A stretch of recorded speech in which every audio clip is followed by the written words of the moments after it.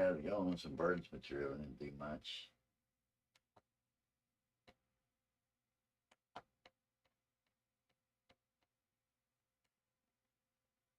Okay, says I'm live and I have an excellent connection. Guess we'll see how well people can hear me with my gravelly voice still. Oh, they'll probably be able to hear you fine. Yeah, I'm sure they will. I'll sound like Marlena Dietrich or someone else like that. A low, sexy voice. Ian says, hi, everyone. We're back. Carla says, hi, guys. Hi, Carla.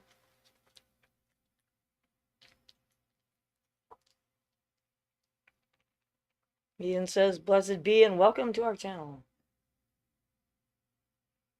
I still have the cough going on from time to time, so I still have some things to expel, apparently. Yeah. My least favorite thing. Carla says, hope you're feeling better. Definitely feeling better. Would like to be feeling all better. So I'm not back 100%, as you can tell from gravel in my voice. But it's a process. Just checking your colors. Yep, I think my color looks pretty well. Carla says, how's Ian? You asked, and now he's going to cough. I'm good though. Just allergies and stuff at this point is why I'm coughing. I think. We hope. That's our plan. We have a person living next door to us who's decided to take out their pellet stove and put in a wood burning stove, which I'm very much allergic to the wood smoke. And so in the evenings when they crank it up, I start sneezing.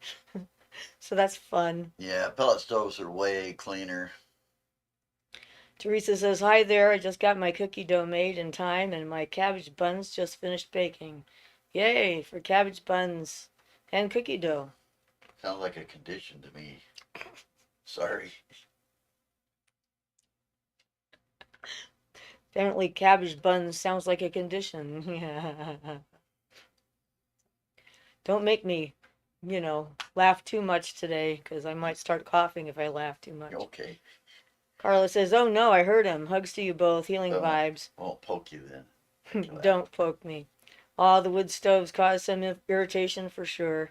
Yeah, it's like allergies. The older you get, the more you have. Teresa says, no sauerkraut. The best. Mmm. So hopefully everybody had a good winter solstice. Since we couldn't do anything yesterday, I watched Stonehenge live on YouTube while I was doing other stuff. So that was kind of entertaining to kind of like be there at Stonehenge where there was some chanting and drumming and singing randomly here and there and people milling around. So it was just kind of cool to check in with a historic site. I kind of like it. Definitely low key though. And Grateful Owl says hello. Hi, Grateful Owl. Yeah, I like the old cabbage and corned beef myself. That's a traditional Irish dish. Corned beef and cabbage. Yeah. I don't like good kimchi, but I've never found any bottled kimchi around here that I could eat. But I had some at a genuine Vietnamese place in San Francisco once, and it was outstanding. You get it done by people who know how it's supposed to taste. Yeah, the stuff you buy in the store is just, to me, it doesn't even seem like the same thing. Teresa says, I love Reubens. Yeah, me too. Except I usually go for a hot pastrami since the salad dressing usually has milk in it. Yeah, but you usually put cheese on your hot Or pastrami. am I thinking of a Reuben, or is that? I don't know. Yeah. Yeah, I know. I go for the cheese. Yeah, so you could go for the Reuben and have the I could, milk in the dressing. But they have such good pastrami at this little place. Anyway, sorry. Didn't need to go off on food.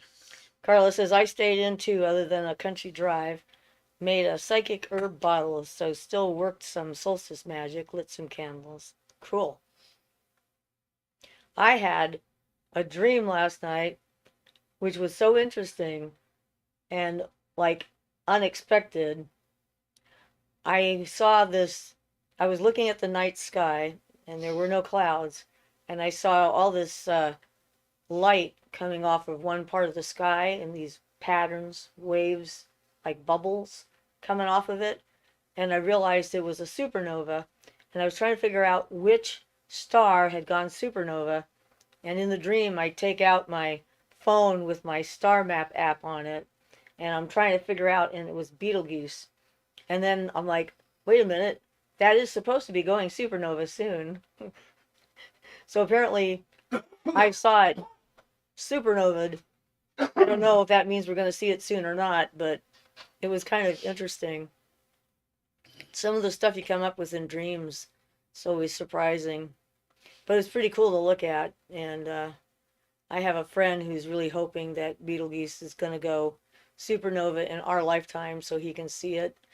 There's indications it might happen, and if it does happen, it'll probably be visible to everyone pretty much on the planet without a telescope. So it's like cool.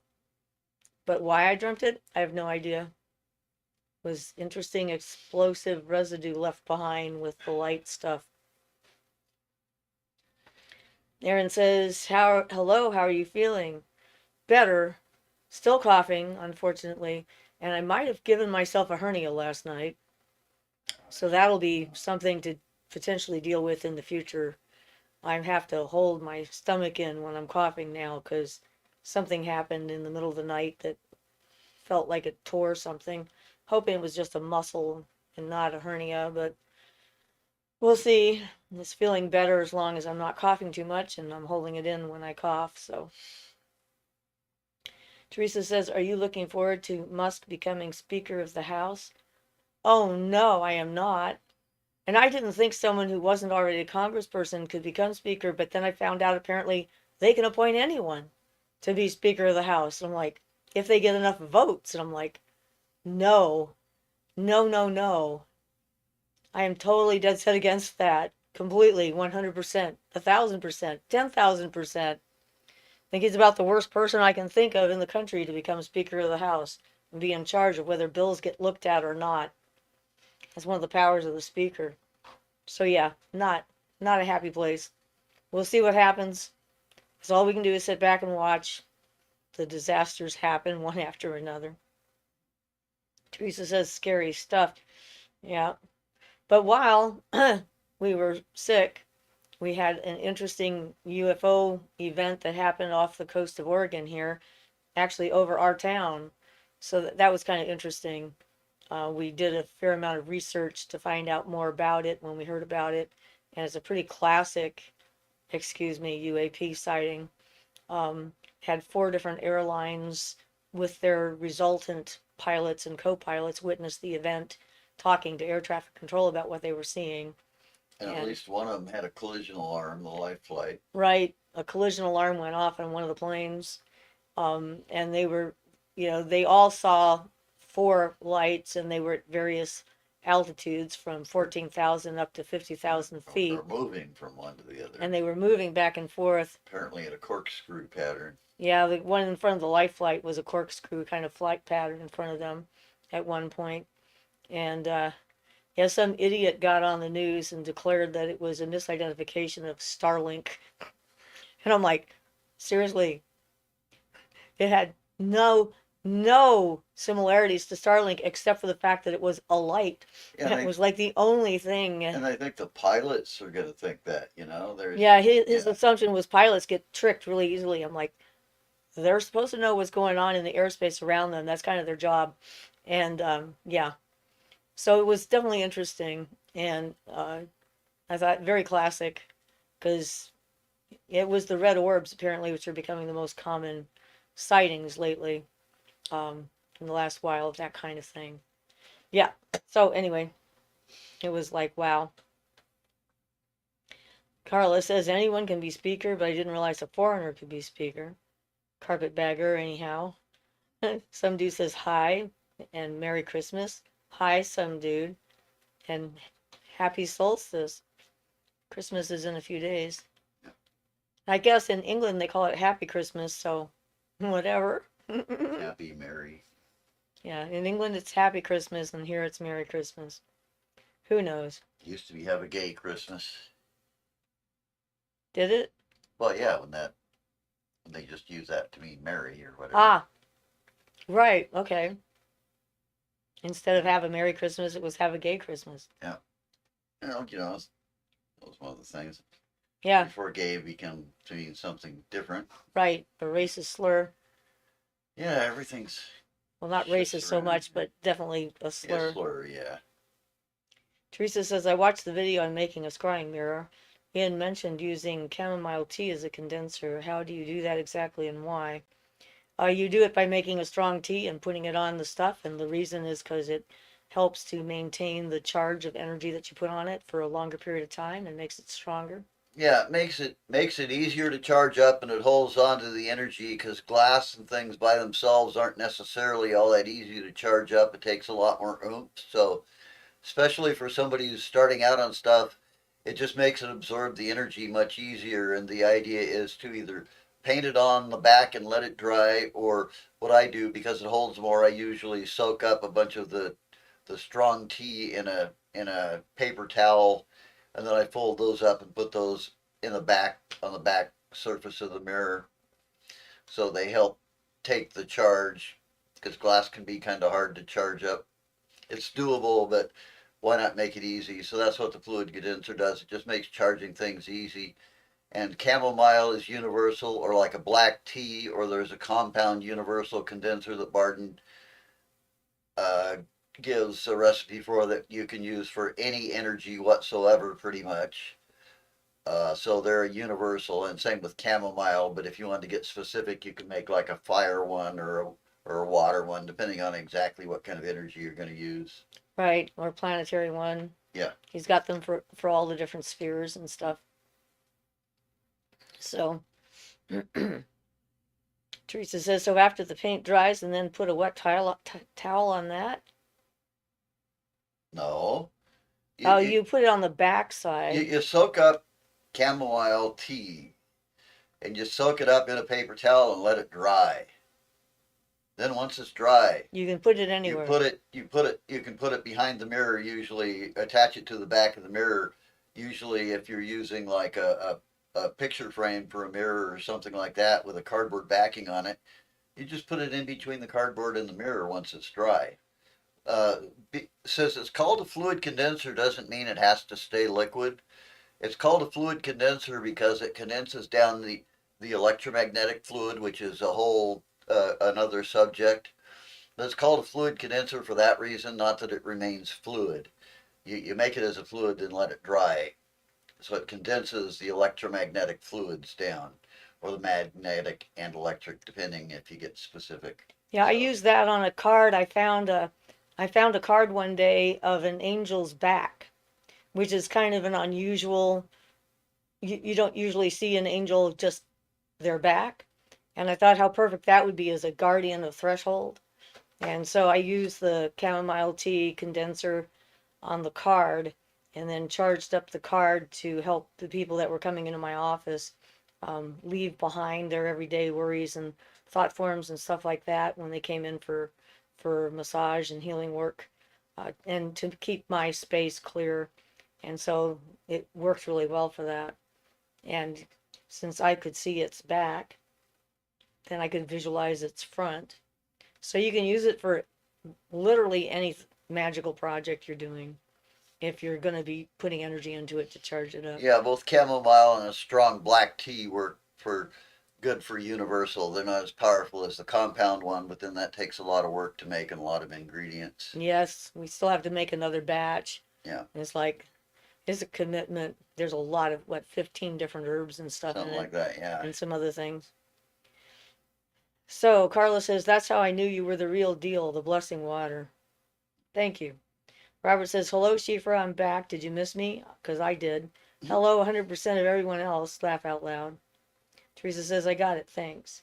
Well, I might have missed you, except I wasn't here either last week because I was sick. So, Yeah, we got sick, and I didn't feel like I could do the chat just on my own. So Carla says, you're welcome, Shifra. Well, yeah, I mean, knowing that people are um, the real deal is kind of important if you're going to be learning something from them. If they're just quoting from a book yeah, and they don't have any actual experience or practical knowledge, then they're not going to understand how these things are actually how they work and how they are applied and how to do them and that kind of thing. Teresa said, "Can I use acrylic artist paint on the glass, or is spray paint better?" no, spray paint's not necessarily better. It just it makes a smooth surface. So I use the acrylic paint. yeah, acrylic paint works fine. It's just um, I thought it was nice to get a nice smooth surface so it would act as almost like an actual mirror when you look through it too. So I used a spray paint of black, but acrylic will work just fine too. And the spray paint is also an acrylic, so Well, yeah, whatever it's right, whatever. just not on the brush.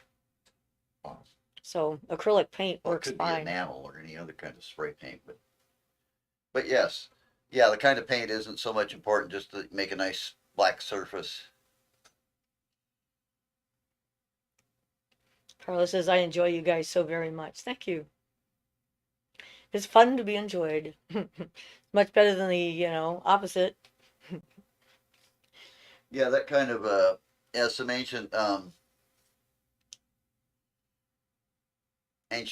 magic mirrors. They used to make a what they would call a bituminous substance. I think it used asphalt in it that they would use. Martin's fluid condenser will work better and not be so messy and such. Ew, sticky. Yeah, yep. Teresa says, "Okay, thanks. I think I have exhausted this topic." Yeah. Well, to get all the formulas, you just have to look at. I think it's in Barden's second book that he has all the formulations for the fluid condensers. No, well, if you're looking for fluid condensers, first book. If you're looking for incenses, second book. Okay. The fluid condensers are in the first book, up somewhere around the seventh or eighth chapter. I think I printed them all up somewhere, collected them all together from the various sources so I could have it in one easy to reference piece of paper instead of trying to remember where to find it. I do that a lot though. When I find information that I find useful, I like to kind of collate it together when I'm doing research and stuff like that. And I have notebooks where I'm writing stuff down and then look at it later and see the correspondences and similarities between different cultural influences and so forth and attitudes towards substances, plants, stones, trees, etc., to decide what I want to work with.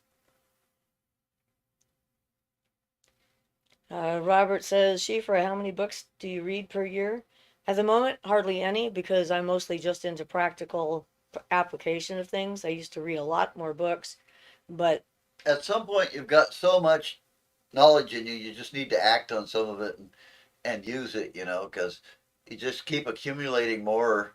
You might as well, just accumulate stuff you work with. I the same way. I used to be an avid reader all the time, lots and lots of stuff, including science fiction. But anymore, I'm pretty slow about it. Mostly my stuff now consists of some obscure uh, tantric texts that have been translated from Hindi or Tibetan or whatever version I'm looking at. right, for reference materials, I definitely use books, and I've got books on gems and crystals, crystal books. They're one of the references I use fairly often. I don't tend to do much in the way of spell work, so although I have reference materials for that, I don't use them, or I don't sit and just read them. They're kind of like an encyclopedia of information. If I have a family member that's going through a difficult time and needs help, or a friend, then I will drag those books out and use them to get ideas and so forth. But um, It's in the application of the information that you gain, that you get from reading books, that you actually begin to put together the energetic pathways in yourself, your own mind, your own body, Yeah, and create your own path. you know, Because reading a book only affects most people because there's a special exception to that, but it affects most people on the mental plane. And you don't get it down to the astral and get it to start working for you and really comprehend it until you're working with it, you know, on a physical basis and actually doing this stuff. So it is, until then, it's kind of temporary. It doesn't really set in you until you use it, and then it can go away and be replaced by other information and stuff. So yeah, you get so much, and then you just want to start using it. You end up reading less, at least speaking for myself. well, like when I started practicing the elemental pentagrams, it was an idea from a book and from exposure to Ian and so forth. And one day I decided I wanted to try them out and see what it was all about. And it was in the doing of it that I began to understand what was actually happening on an energetic level and what it meant, which I've Yeah. never actually seen in a book. So it's like there are certain things you cannot actually get from a book because people don't write them down, or they Or even if they do, the people reading them don't necessarily comprehend it, understand so it. you just gloss over it as like not interesting if you don't get that connection. Yeah. So Carla says, I do that too, my grimoire. Golden Mermaid says, oh my, I have a necklace just like that, Siofra. How cool. Mine is amethyst. So is mine. This is Awesome. also an amethyst. Robert says, the grimoire of evil, haha. Astra says, hello everyone. Robert says, hello, Astra. Carla says, nothing evil in these woods, only rainbows and pixie dust. Robert says, we could use rainbows everywhere, Carla. Carla says, I'm trying over here. Robert says, 13 degrees Celsius here, minus 13 degrees Celsius here where I am, Burr. I detest the cold. Yeah, minus 13 is getting down there. I remember when it was minus 40. Yeah, I'm not up for that. I don't think I could survive in that kind of environment. I'd have to get the heck out. Well, I'm definitely not into the cold for sure. Yeah. So, Carla says, hi, Astra. Golden Mermaid says, yay. Astra says, hello, Robert. Robert says, what's the best method to start a grimoire the right way? I don't think there is a best method. You just write down what seems important at the time. I think doing a loose leaf notebook is probably the most effective way to do it. If you get a hardbound book, which I have one of those, then if you change your mind or you make a mistake, you can't change the order of things. They're kind of stuck in the order you put them in. And with loose leaf books, you can like put them in whatever order you want. So, the point of it is to write down the things that you've learned, either spells you've done and what kind of results you've had from them, whether they've worked or not, maybe what you've learned from doing that spell work or celebrations and rituals that you're doing, and invocations and evocations that you've written or that you're using, like chants that you've created and so forth, so that you have a ready reference for that kind of material for yourself. um, and it's like a personal notebook kind of thing. In some Yeah. traditions, the the the book of the grimoire for the group grimoire or whatever was handed to the student when they were being initiated to copy exactly as it was written, including with mistakes and so forth, because it was like making a straight line of the tradition for that particular energetic stream, the magical stream that the group represents. But people that are solitary don't have that kind of thing to do. So, it all depends. Oh, and Golden Mermaid, I'd like to tell you that what I've done with my amethyst necklace is I charged it up on the full moon with the Amethyst Crystal Web Project so that it's got that energy charged up in it. I have several of my pieces of amethyst jewelry that I've charged up that way. So then I can wear it and get access to the energy of the amethyst web to help peace, joy, and tranquility with however much I can. Asher says, hi, Carla. Teresa says, the first time I cast a circle using the elemental pentagrams, I was so surprised by the energies that came in, mind blowing. Yeah, and that's the thing. It's very different. Golden Mermaid said, "Great, thanks." But yeah, Also, anything like that, anything ritual like the pentagram ritual or anything, it gets more effective the more times it's repeated. So, by the time you've repeated it hundreds of times, it gets pretty effective. But it can kind of build up slowly too. Back when I was doing it all the time, I went through a phase where I did it a lot. I used to get a smell kind of like ozone from doing it, just as an interesting odd side effect. uh, Robert says, I have met a crystal man today and we talked for 2 hours and gave me a big raw ruby and a black tourmaline for free. How about that? Awesome. Sounds awesome. Sounds great. I love those kinds of gifts. They're wonderful. They become quite meaningful, I think. I mean, like, I've gotten a lot of stuff that people have given me over the years. Some I found myself, but some represent a significant event of some kind that I've participated in, like when I was at um, the city of refuge in on the Big Island in Hawaii for the harmonic convergence, and the people who were hosting it gave me a large crystal as a keepsake. And so, objects can bring you back to the energy of the moment that they represent. So they can definitely be helpful for, I don't know, accessing that kind of energy pathway. Well, yeah, not only that, but they can actually have the energy of the time and event in them, and especially that's why in some of the Eastern countries and things they collect relics that sages or wise men have used because they have that energy in them and can influence the person owning them. Yeah, just sort of like with Catholicism and relics, saint relics or whatever. That's Yeah, their idea of the exactly the same same thing. thing. Yeah. Yeah, we were once in a shop in Ashland where they had a Tibetan skull cup, which I was a little bit anxious about touching, and I wasn't sure what I might pick up.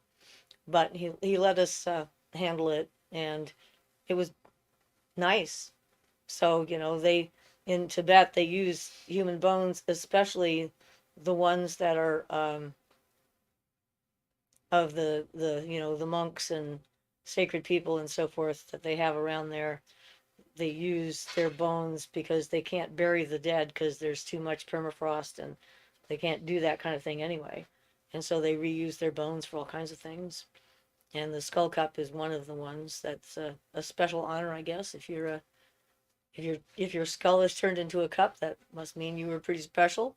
I'm thinking. Yep. They probably don't turn everybody's skull into a cup, but it's sort of interesting when you find out the different attitudes that different cultures have about the dead and bones. Like in Hawaii, bones were like no, no human remains whatsoever. They hid their important humans remains in places that were deep and dark and hard to get to. And the Tibetans used trumpets made of thigh bones. Right. Yasha says, ooh, an actual skull. Yes, an actual skull. Lacey Long says, hey guys. Hi, Lacey. Teresa says, would the chamomile condenser make a protective mirror more effective as well? Yeah. It helps you to charge it up for whatever purpose it happens to be. So if you're charging it up for protection, it'll make it more effective because you'll get a better charge. Yep. It's all about how you're charging it for what purpose. It doesn't do it on its own. It's just there to sort of be a conduit um, to help out. Asher says, I don't want to be that special.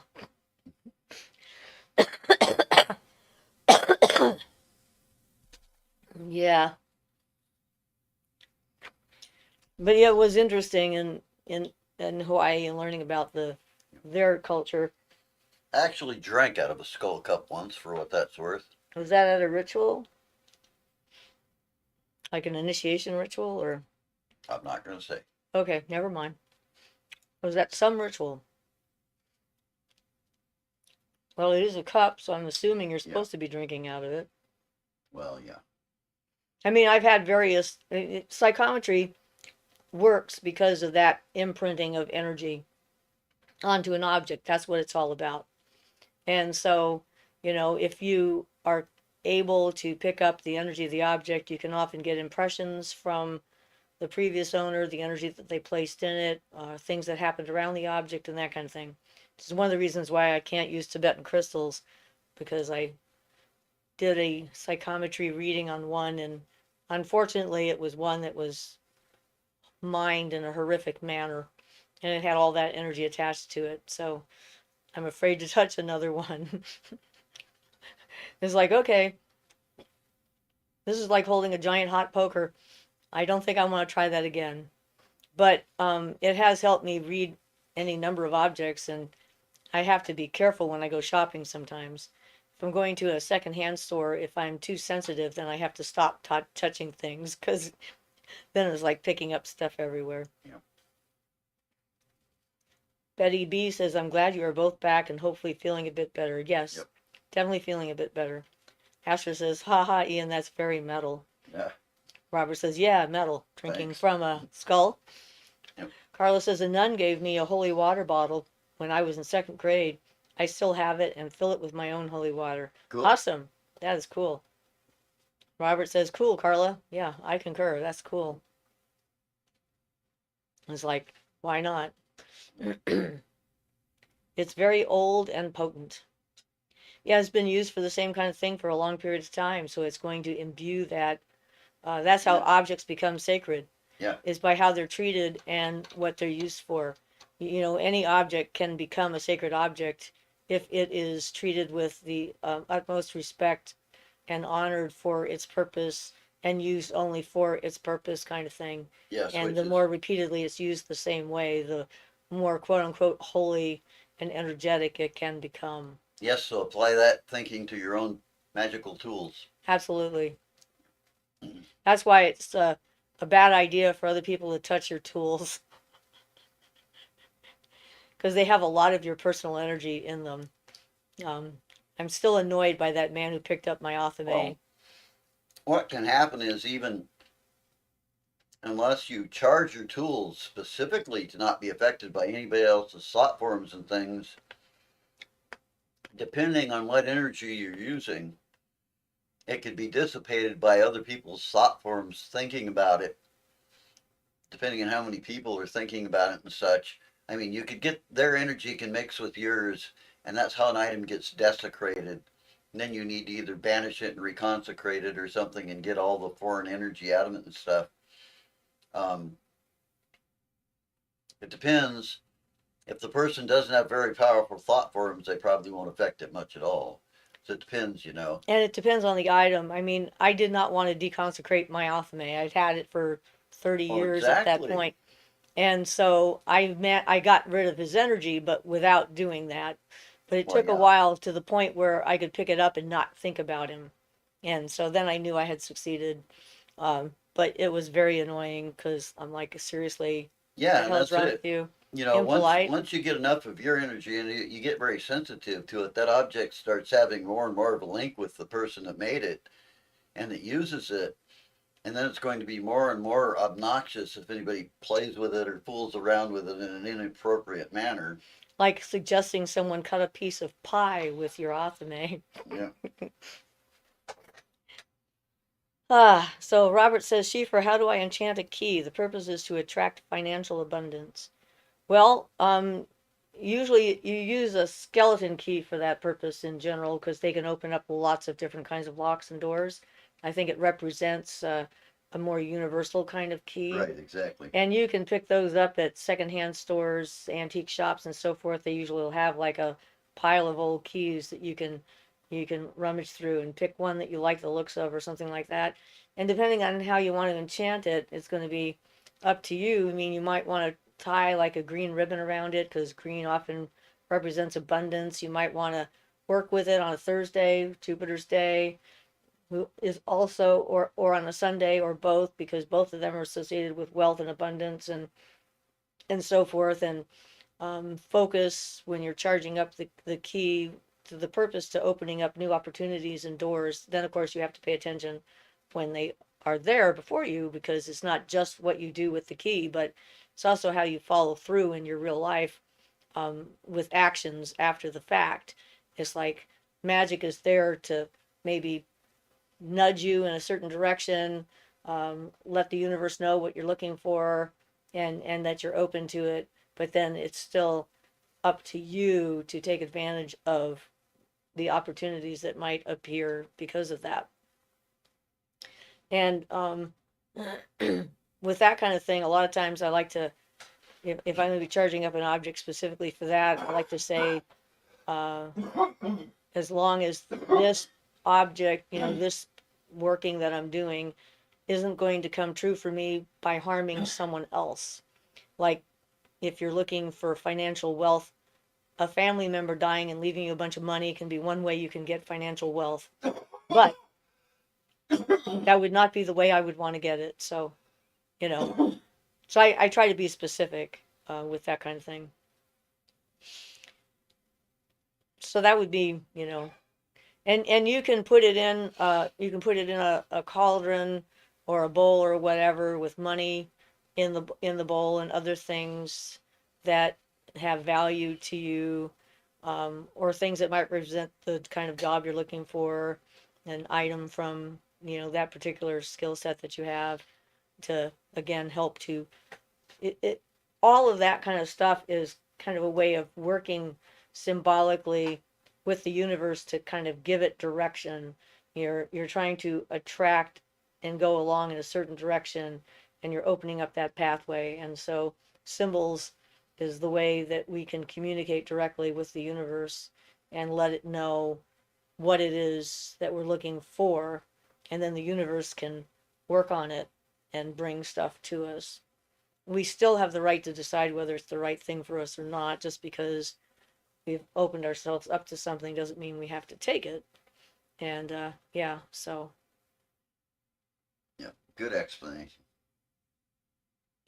Carla says, no monkey's paw stuff. Yeah, no monkey's paw stuff. Yeah, Definitely. no hurting any animals. Yeah. Well, yeah. The monkey's paw, though, that was like the thing. It's like you made a wish, you got it, but some horrible thing happened to someone else for Oh, you was to it get the okay? wish. Because I'm not familiar Yeah, with that was the curse of the monkey paw. Oh, okay. It's not just the fact that a monkey lost a hand. Cultural reference. Yeah. All right. It is one of those old stories or whatever that's horror stories. It might have been Poe that wrote something about that, Edgar Allan Poe or somebody like that. Well, Anyway. I hope nobody's going around making any hands of glory either. Right. Sorry. Robert says, I send healing energy to both of you. Thank you. We appreciate all the positive healing energy we can get. I think that we did pretty well. This thing was just like, a nasty influenza virus. Yeah, actually we did. We got the Tamiflu, and I honestly believe that helped quite a bit. Carla says it was Poe. Yeah. Good guess on my part. It's been a while since I read his stuff. Astor says, what do you think do the orbs and drones? I went down the rabbit hole of possibilities and videos and worked myself up into a panic attack, thinking the world was ending a few days ago. I'm sorry you did that to yourself. Now, the orbs that were here on the coast, I think they're the genuine article, whatever that is. Whatever that might be. Whatever that might be, which we still don't know exactly what it is. It was the real deal. But it didn't do any harm to anybody. Now, when it comes to the drones, which is mostly on the East Coast, part of it has to do, I think, with public attention and hysteria becoming associated with it. For example, there was someone discovered a drone on the New York street on the sidewalk that was 5 feet wide and had a panic attack and called 911 because there was a drone on the sidewalk. And the police arrived, and investigating this particular drone, discovered it belonged to a company that was in the building, and they had used it for demonstration purposes for some presentation they were doing, and it had been sitting there for a month. No one had noticed it until people started looking for drones. So part of that has to do with that. You see what you're looking for, and what you focus on becomes your reality, kind of thing, to the exclusions of everything else, kind of like the number 23 in Wilson's books. If you Right. start looking for associations, then those are the ones that pop up to mind, and they're the ones that you see. It becomes a matter of false equivalency. But government's taking steps by making certain places not okay for drones to be, and then they will be shooting them down. So we might find out who's flying all these drones. And then there was a guy in Florida who saw a drone, which he during the day that he thought was spying on him, and shot it down, and it turned out to be a Walmart delivery drone that was learning its route, and he got fined $5,000 for shooting the thing down. So there's a lot of stuff out there.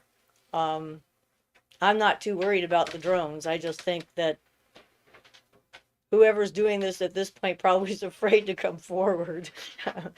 If it's one group, it may be just a whole bunch of groups, and they don't realize that it's all about, all the things that they're doing.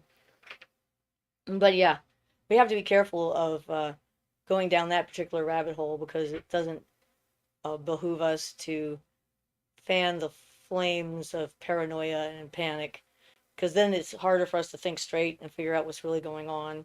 So I don't think the world's coming to an end. Although my dream about the, supernova was kind of interesting in context, but that particular supernova is far enough away that it can't harm Earth. It's too far distant from us. That was kind of interesting though, to see Betelgeuse going supernova. It's like, wow, that's just so cool. I really liked it. Esther says, I have orbs around me all the time, and I'm fine now. I have so many beings around me constantly, and got chased by a fleet of UFOs last year. I have orbs around me all the time, and had the plasma orbs flew through my place last year. So they shy away from working with higher beings. And yes, you're right. I realize I have to keep control of my mind. The orbs never hurt me. Robert says, orbs, are they souls that haven't reached heaven yet? I don't think so. I don't know what they are, but I don't think that's what it is. I mean, I did meet a being from Jupiter who was basically a green orb. That was the shape of the being. It was just a glowing green orb. But I think I was the only one who could see him. So he wasn't like physical like the red orbs are. So I don't know if they actually are spirits and they're just like being able to manifest more completely now, or what they might be. The fact that they did generate a collision alarm on one of the airplanes indicates that there's some kind of physicality to them. Otherwise, why would a collision alert go off on an airplane, even though they weren't picked up by radar? So, I mean, it's a mystery, and there's lots of things about the world and how it works that we may never understand or not know, not at this point in time. As information comes forward and comes out, we may understand things better and be able to put them in context, and then look back and go like, oh yeah, that was so obvious. I mean, there's those red sprites that are pretty bizarre looking, which is a form of lightning that goes in the upper clouds and goes up into space. And people didn't think those were real for a long time. I saw some pictures of one the other day, and it's pretty awesome. So yeah, but I'm pretty sure that the ones that were out here were definitely not Starlink, because that's kind of a very exacting kind of form that they have. Lacey says, I've made my first black scrying mirror. I haven't used it yet. Do you have any insight? I've seen some people use a candle and some don't. I think that is going to depend upon the way your brain works and your eyes work and so forth. I mean, they recommend candlelight because they consider that harsh light sort of dissipates the energy. Whether that's true or not, I think it depends on you. Sometimes candlelight can be a distraction. Depends on if you're actually gazing straight into the mirror. If I'm looking straight into a mirror, I don't want to have light reflecting out of it. So I have to have my light source, whatever it happens to be, off to the side somewhere where it's not going to be a direct impact on the mirror.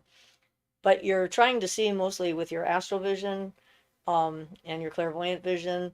And so you can do it with your eyes open or your eyes closed. Sometimes it's easier for people to use a scrying mirror with their eyes closed than it is with it open, because it sort of works as a pathway, um, opening up a part of your mind and so forth, practicing opening up that part of your mind, and then becoming clear enough in yourself to let images come in without trying to necessarily interpret them as they arrive. and see what takes place. The first time I ever looked in a crystal ball, which turned out to be glass, that I got when I was in Saskatchewan, every time I looked at it, all I saw was my husband at the time trying to touch the ball and it leaping off of its stand onto the floor. And that's what happened. Yeah, so that was kind of interesting. It was very annoying, but he went and reached for it and it just leaped off of its pedestal and landed on the floor. It's like, okay, that's interesting. I'm not sure how useful that was, but it was certainly interesting. Um, but yeah, practicing softening your gaze is going to help with crying because if you're too focused on the surface and you know trying to hone in on details and so forth, then you're not going to be able to see with your astral eyes or your third eye because it's not in that realm. Physical reality is a different place than that would be. So try some different tactics and see what works best for you. There's no right or wrong way, I don't think, to do it. I hope that gives you some ideas. Astra says they are higher beings, not human. Lacey says, laugh out loud. It didn't like him. Yeah, it didn't. Astra says, I think I'm just scared because I don't know why they are around me. But the fairies and angels seem to like being around them. It's like a group of different beings around. Well, think about how many different kinds of ants and birds that there are. I mean, how many different varieties that I'll never meet. I might be able to see more of them in this lifetime because of, TV and photographers going and taking awesome pictures of like birds of paradise doing their dances and stuff for each other, which is way cool. But yeah, I mean, it's just there's a lot of variety out there. Life itself is just full of nothing but variety of all kinds. And why would we think the spirit world would be any different just because we're not visually seeing it all the time? I would assume it would have to be just as diverse as our physical reality happens to be. So, yeah. AC Long says, I'm excited to try. I was also thinking of taking out my contacts. Yeah, that might help with the fuzzing of your eyes because when I was wearing glasses, taking off my glasses was definitely helpful. Apparently, I don't need glasses at this point, so that's kind of nice, I guess. Teresa says, once when I was a barmaid, 2 bottles of club beer leaped from my tray onto a rude customer who called me fat. These things do happen. Yeah. Good. Little bit of poltergeist in you, huh? Astor says, the drone situation just brought back memories from last year of not being helped or believed and being betrayed. And I think a lot of suppressed emotions just flooded me, but I realized I can focus on the positive. Yeah, I mean, it can be difficult to decide what is important. There's no doubt about it. And that's the thing is like we can to a certain extent choose what is going to impact us by how we think of it and how we focus on it and so forth. And a feeling of powerlessness is not fun. People don't like to feel powerless. I don't like to feel powerless. When I feel powerless about a situation, I try to come back to like my center and figure out what is it that's like in my house or in front of me that I can do something with um, to help me during this situation. Like when we were going to maybe become homeless at one point, I did my large beaded pieces and started the peacock was the first one I did. That's because that was something I could do that was creative, that would occupy my hand and my mind and my brain, um, and so forth, and try and stop my concern and worry and anxiety and whatnot. So yeah, you try and do what you can. Astor says, and see things as an adventure and be curious instead of fearing it's a choice. Yeah. Robert says, oh, a poultrygeist? Haha. SL says, hi, Siofra. I'm glad you're back. I hope you're feeling better. I am feeling better. I'm not completely back because I still have like gravel in my throat. But hey, so far I haven't like had a complete coughing fit, so this is good. But yeah, so definitely feeling still a little bit tired and making sure I'm not doing too much. And I remember getting to the point where I was completely bored out of my mind. And I'm just like, oh, great. I can't do anything about it because if I do something about it, I'll end up getting sicker. So I had to just be bored. I don't get bored very easily because usually there's something for me to do. But hey, we're glad to be back. We enjoy our Sundays with you guys. It's a highlight of our week as well. And yeah, we're just nice to check in with people and to see where everybody is at and what kind of questions they have, how we may or may be able to help if we can, etc. Lacey says, thank you for being consistent even though you're not 100%. It really means a lot. You're welcome. Robert says, I noticed a huge shift in energy since the last 2 to 3 days. At night, it's incredible. Could be the winter solstice. It does have an instant shift. There's no doubt about it. It's like it just goes down to here and then it goes like boom and then starts to shift completely. So I would assume that that would be what you're experiencing. Asher says, nice, Robert. Yep.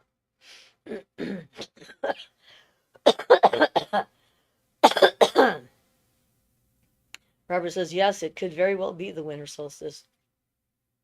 Yeah, and for those people that live in the other part of the world, the summer solstice, I'm so sorry.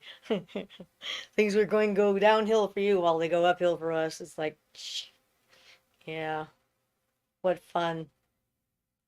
Teresa says, do you decorate your house for the holidays? Some years, not this year. When I was first starting to get into doing the celebration, I have a hard time around this between Thanksgiving and Christmas. This is when I'm most likely to get sick because of my the history of abuse in my house when I was a kid. And a lot of it happened on Thanksgiving and on Christmas. And so my body still has that traumatic memory. So if anything happens that makes me the least bit weak and I come into contact with something, I'm more likely to get sick. But the first year when I was in Santa Cruz, where I celebrated the winter solstice and, had a group I was working with, and we went all out and decorated and so forth and celebrated the holiday. And then when Christmas came a few days later, I didn't notice that it had happened. I thought it was a really positive healing moment for me that I had been able to switch for that. But, when I'm sick, I'm not going to be decorating. It's like, no way.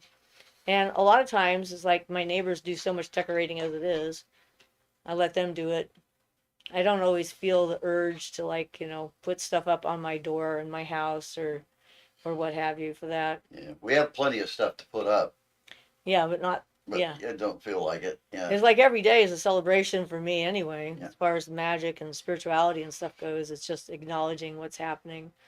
If I'm doing a ritual, then I'm definitely going to be making my altar with the appropriate time of the season stuff in order to acknowledge and bring in that energy.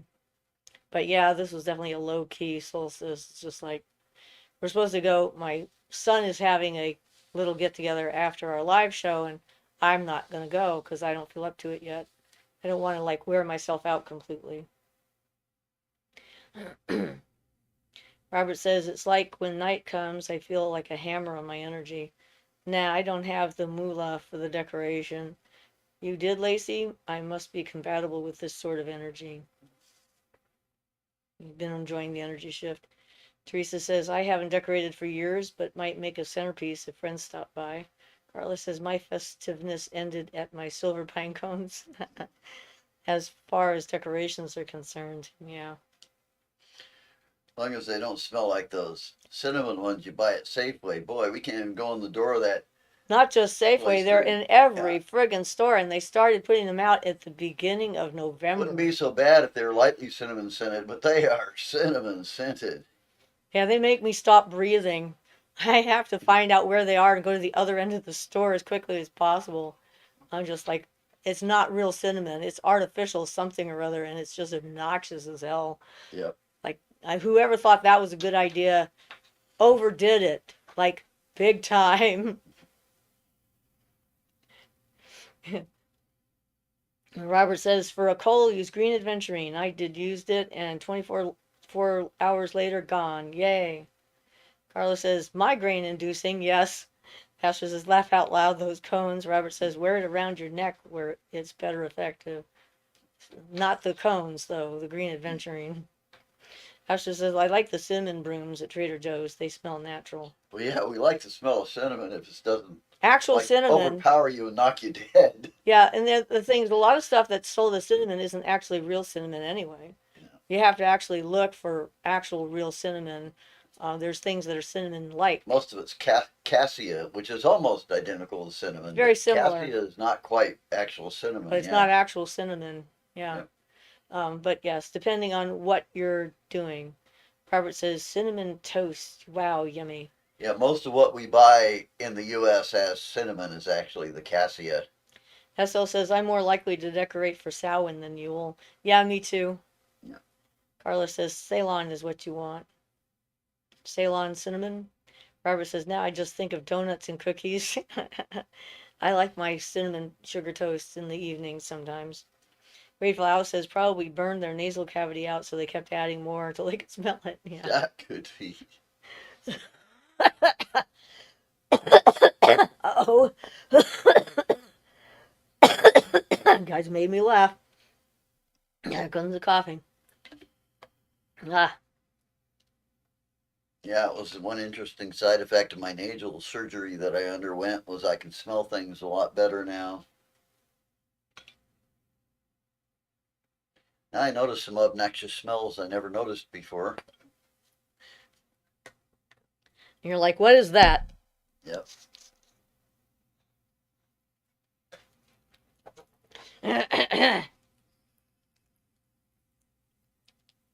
Everyone is laughing. It was a pretty good joke. And I'm probably quite accurate. Well, I have to be careful about the laugh. Yep.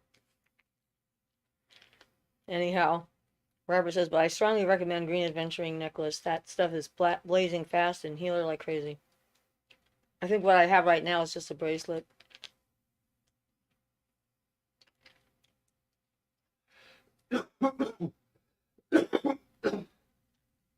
I shall be glad when all the dead bodies are out of my lungs. Expelling dead bodies. Yeah. How much fun is that? Well, at least they're microscopic. Yeah. Unless you actually accidentally go down and have a look at them, which I've been avoiding doing. I did that once. That was enough. I don't need to see the shape of that thing. Robert says, haha, I know what you mean. Yeah. So it was fun watching everybody hanging out at Stonehenge. There is a Stonehenge memorial here on the West Coast, and it's up in Washington State, right above the Dalles of Oregon. And we went there for summer solstice one year. That's actually where I took my solar wand to consecrate it on the summer solstice.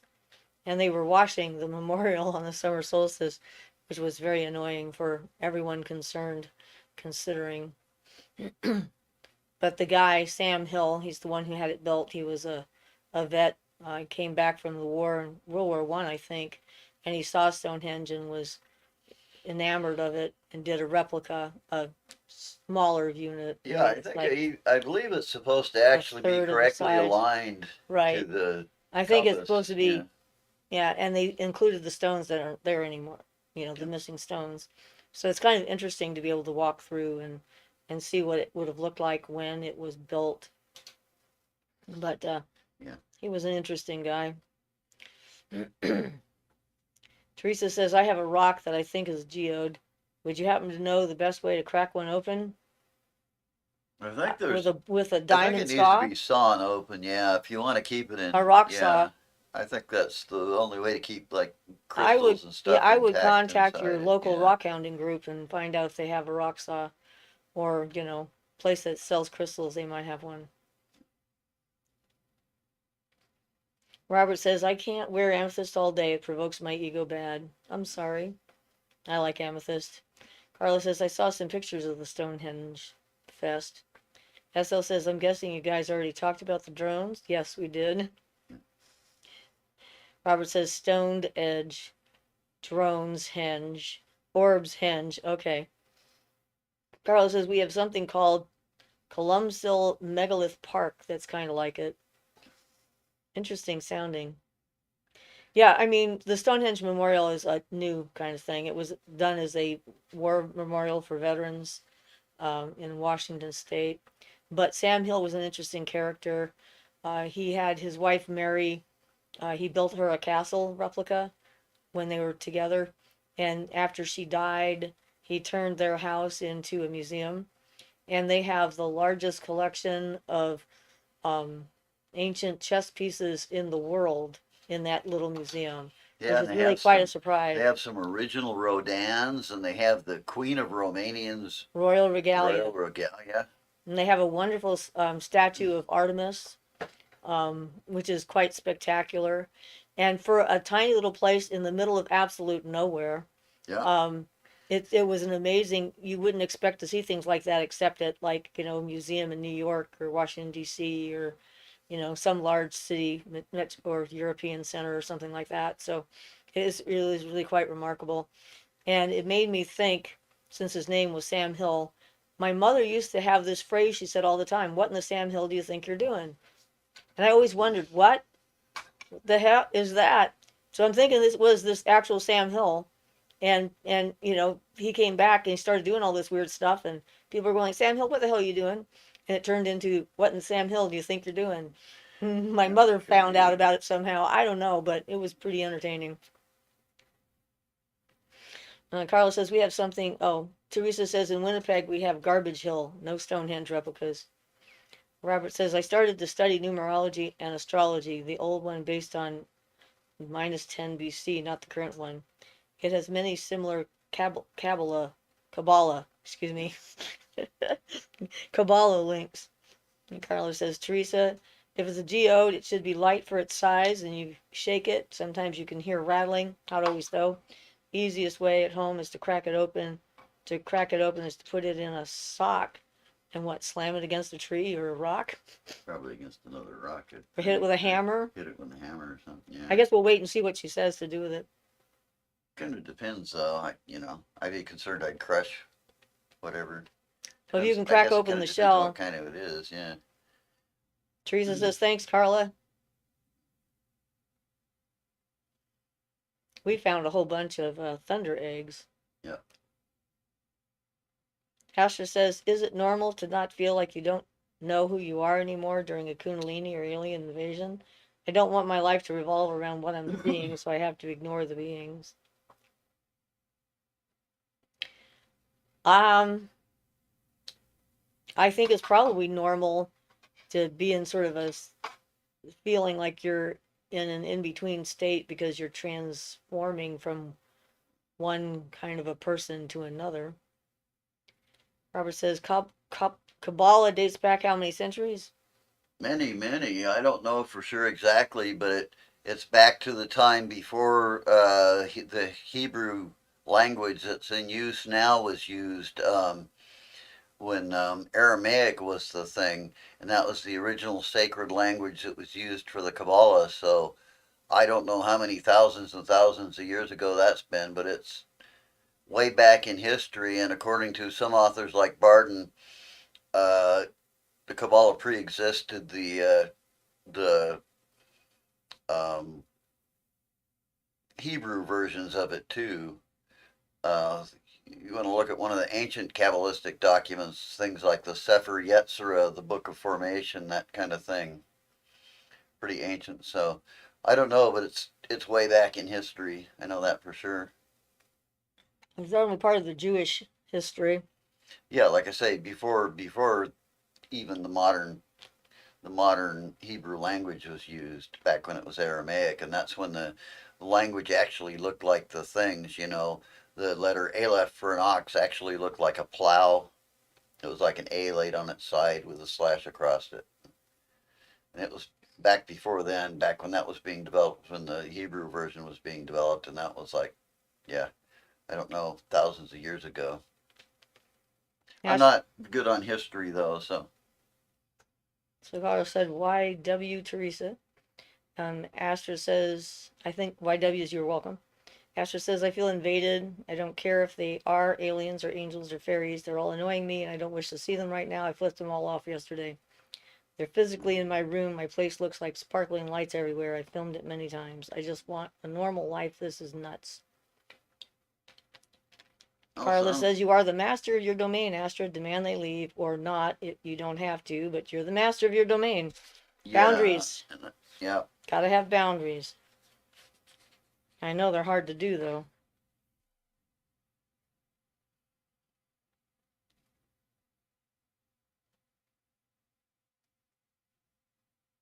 One of the reasons why I recommended putting a garden little altar thing outside, a place for them to congregate so that, they would respect your space. Astra says there's no off switch. Even when I close my eyes, I see lights and the fractal universe feels like there's no escape. It can be very annoying. I understand that. They're outside too, everywhere. Yeah, just keep them outside. That's the thing. If you can keep them outside, they do live there.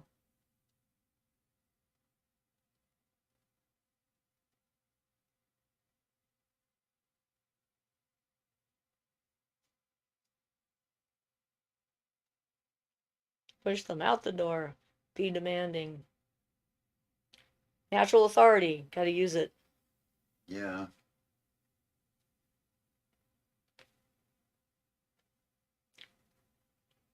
Teresa says, Astra, could you clear your space of energy and try ghost proofing? Not a bad idea. Of course, ghost proofing only works for ghosts, not for fairies and angels and higher beings. It only works for the human spirits. Lisa says, you know what's funny, Astra? This may sound naive, but I want to see. Yeah, yeah, could be very naive. They're not ghosts, they're fairies, yes, I know. But ghost proofing your place could actually set up some signals to them that you know what you're doing. Even if it's not for them specifically, then, they'll see what you've done and that will give you more credibility with them as far as your natural authority is concerned. So it's not a bad idea. Carla says there's an off switch type of trick I've used. It's like a meditation. I'll try to find it. Asher says I have video on my YouTube. Teresa says I understand, Luna. Carla says it's like 2 or 3 minutes thing. The trick, the off switch. Yeah. Well, and there's always things like the banishing ritual of the pentagram or anything, which, of course, works according to your energy and your intentions. So if you're intending to keep them outside or something, but you might also think about maybe there's a way you can turn off your senses when you don't want to be aware of them. Um, Well, you have that item you charged up from me that works really well to dampen my abilities completely.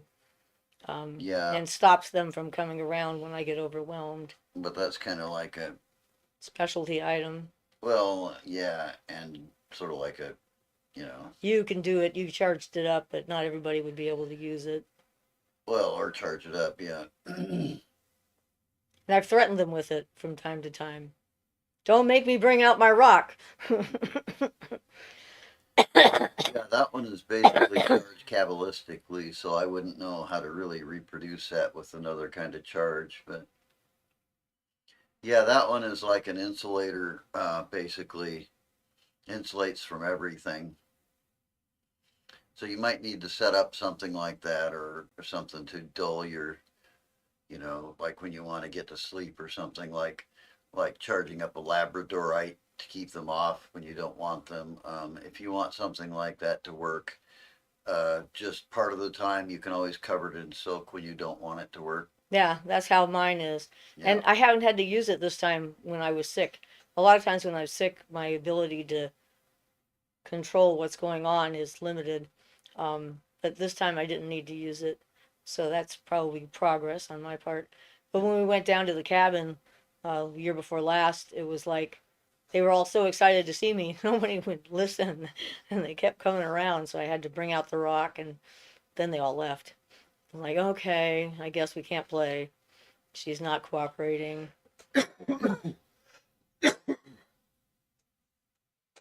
Teresa says, when I encountered fairies, I tried not to create much of a link because I felt their energy was a little sticky and wanted to keep my energy clear.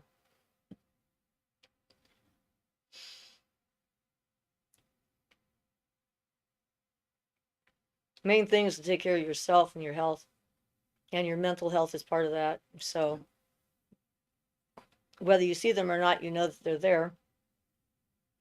But you need to be able to get to the point where you can control your abilities so that you can not see them when you don't want to. And then you can choose how much of a level of interaction you want to have. Well, I think we missed Luna's post there, Jono's, I should say, with Luna's phone. Yeah, I think you're right. It certainly was There we are. originally was a more hieroglyphic alphabet. It still kind of is, but not as directly as it used to be in the Aramaic. But they decreed that that was too sacred of a language to continue using for normal conversation, is why they changed it. Right. So Jono said, Yeah. I think the Hebrews developed their alphabet from learning hieroglyphics from the Egyptians, pictures with meanings. Sorry, I missed that. Asher says that's a smart idea. How are you guys doing over in England? Did you get to go to Stonehenge?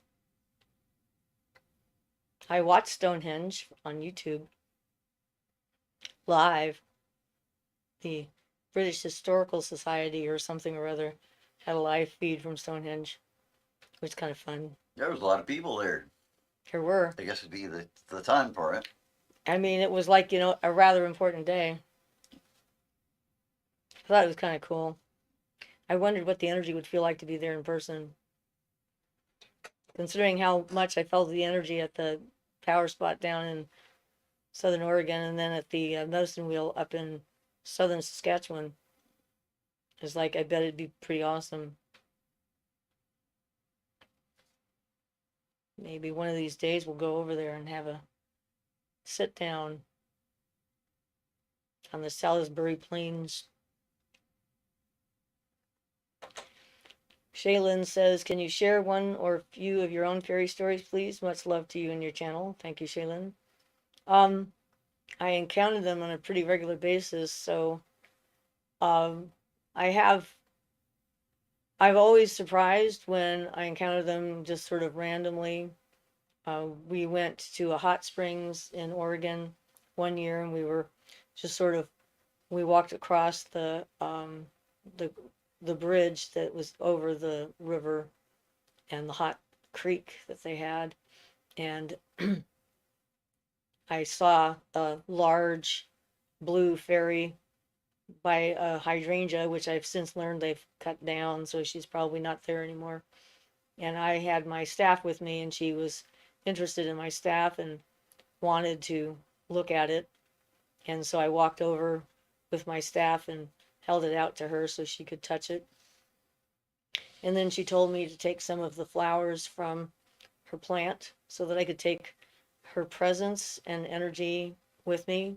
And so I did. I picked some hydrangeas. I still have them, the blue hydrangeas, in a little bottle and stuff on my altar and so forth. I dried them up.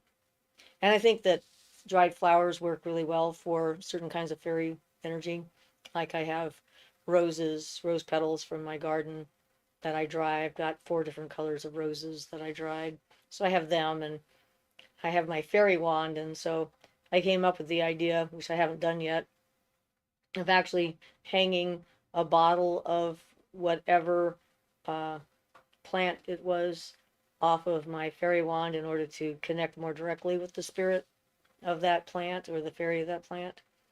And I've had, that's why I've done a number of videos on the Fae, because I've had numerous encounters with them, and some of them are hard to remember on demand as far as it goes, but that was kind of cool. And nobody else there who was with me saw her like I did, but she was pretty vivid for me. And I definitely can see them a lot more regularly, and they come and visit me in my rooms. I did have the gnomes visit me recently just to come in and say hi a few weeks back before I got sick. But yeah, it just varies. It's like tides and things like that, energetic movement and whatnot. It just happens. They're just part of the environment. Robert says, I wish to transmute energy in an astronomical fashion, seeking techniques I used to use chaos magic and stopped. Maybe I will continue using it. Okay. Yeah, I don't know, what that means in astronomical fashion. If it's like using the energy of the planets or Mars or something, Planetary magic is something we do a lot. yeah, that's a whole subject on its own. Teresa says, Ian, I'm going to remember what you said about cabbage buns when I sample one later. I'm sorry, but I Thanks hope a you lot. enjoy the cabbage. Luna's phone says, no Stonehenge yet, enjoying home life. It's cold and the sun starts setting just after rising. It's weird. I'm loving it.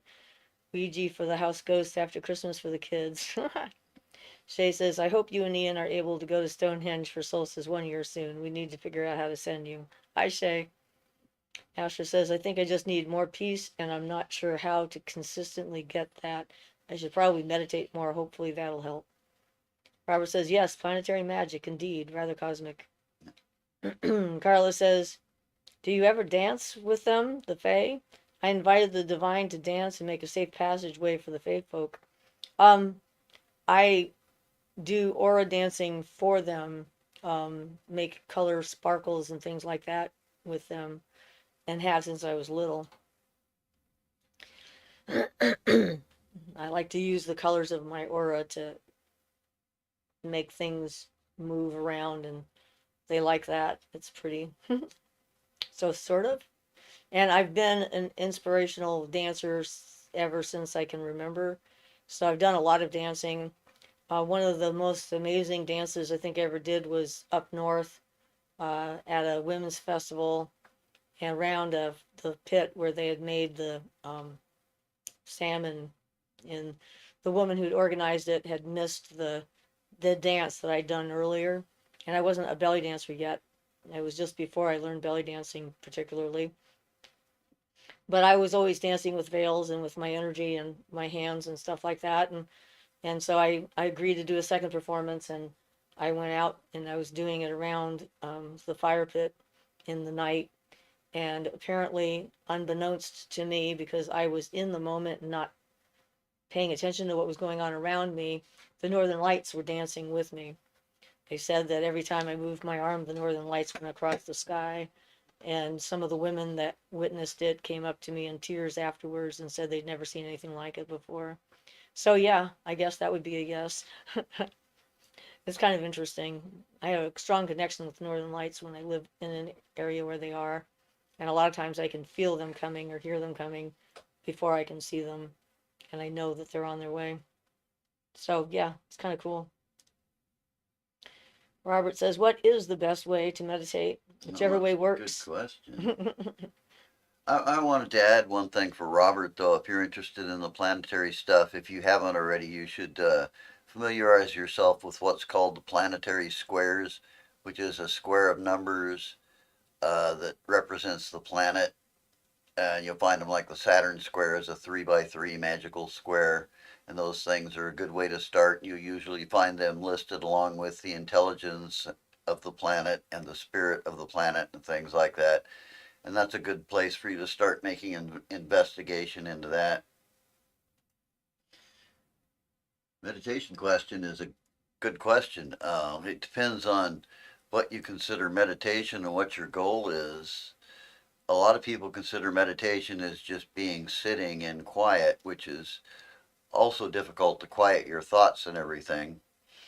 But that would be the most basic one, unless you're, then there are meditations trying to accomplish a goal. But the most basic one is to sit in peace and quiet, uh, theoretically without any physical body movement. So you're being extremely still, your emotions are being extremely still, and then finally you quiet your mind to stillness and just stay open. And that state is really hard for me to achieve. but that's the most basic one I can think of to get started with it. And like I say, some people can do it naturally and easily. I find it really hard to quiet my mind and my thoughts down. But then that's a weakness of mine that I'm still working on that I know a lot of people don't have.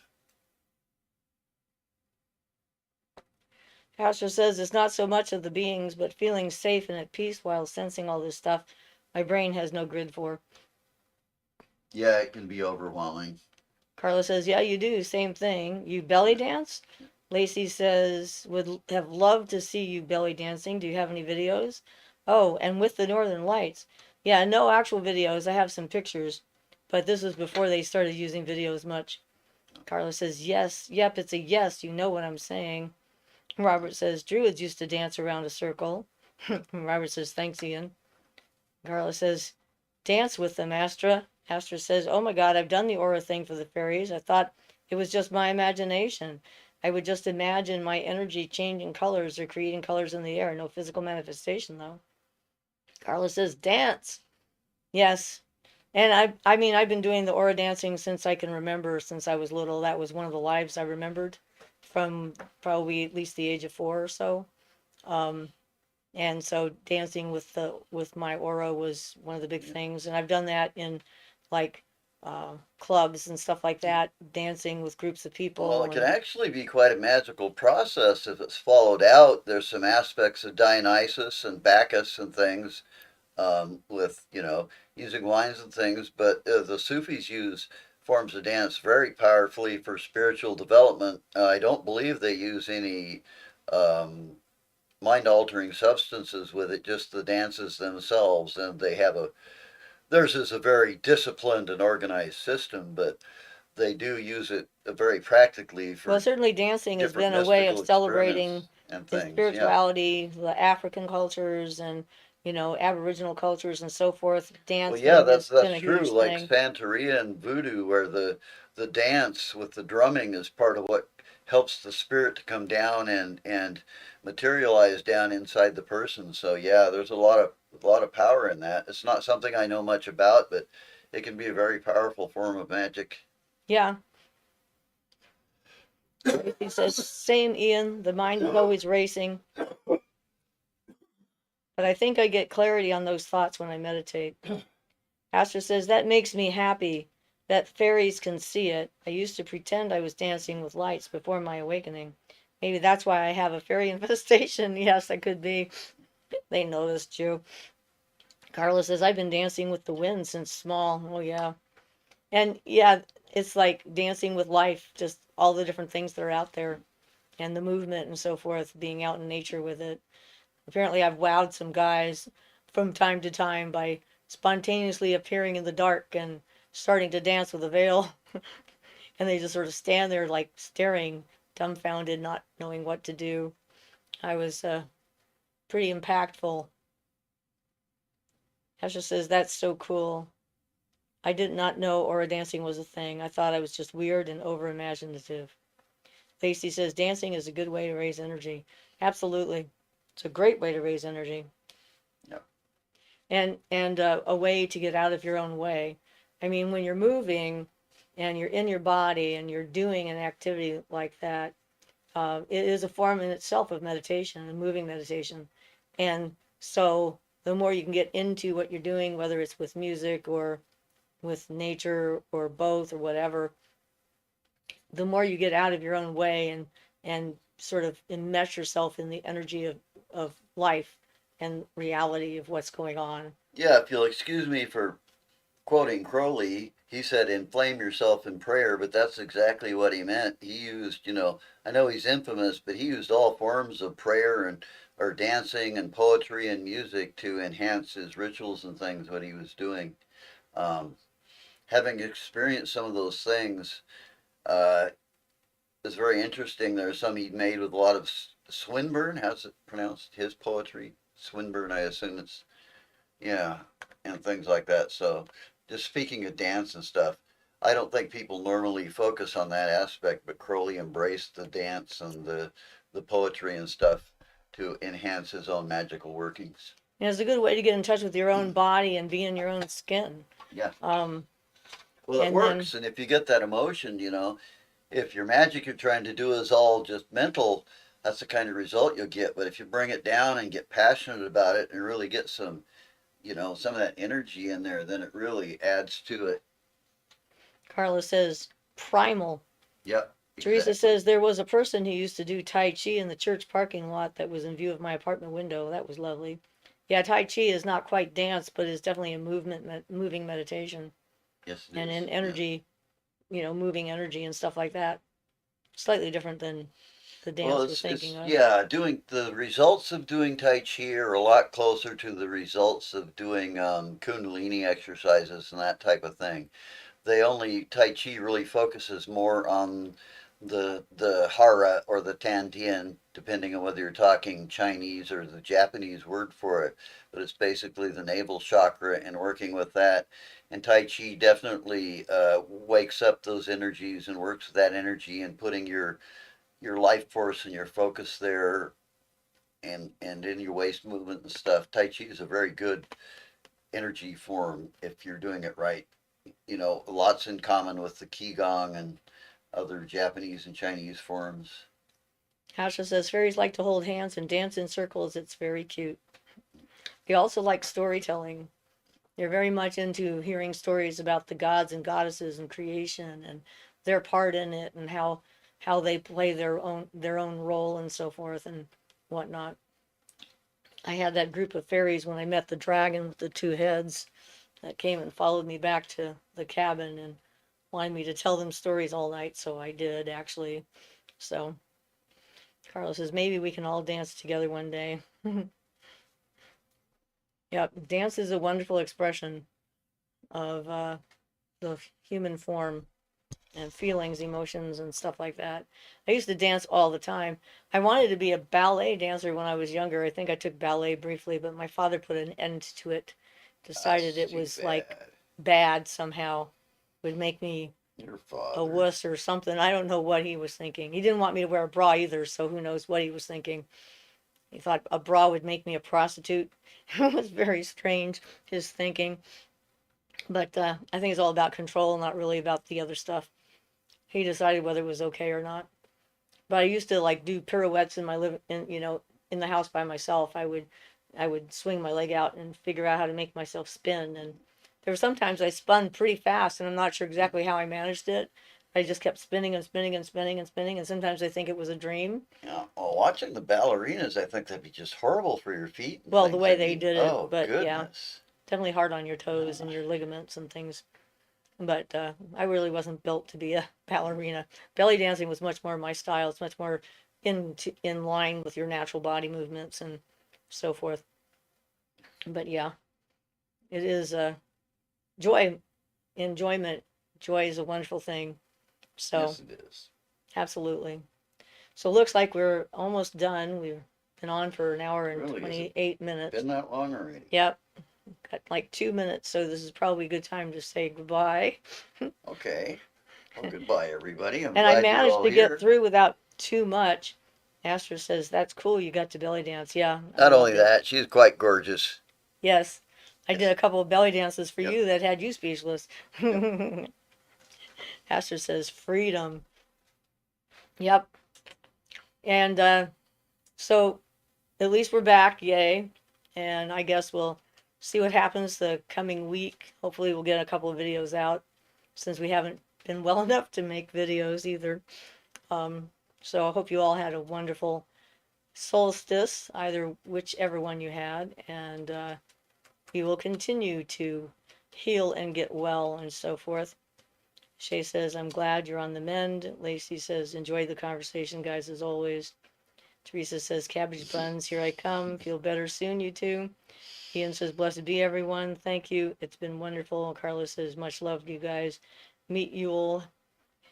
Healing vibes and big hugs. Merry Yule. Yep. Well, merry meet Yule. So there. Yep. All right. Blessed be everybody. Talk to you Bye soon. all. Bye.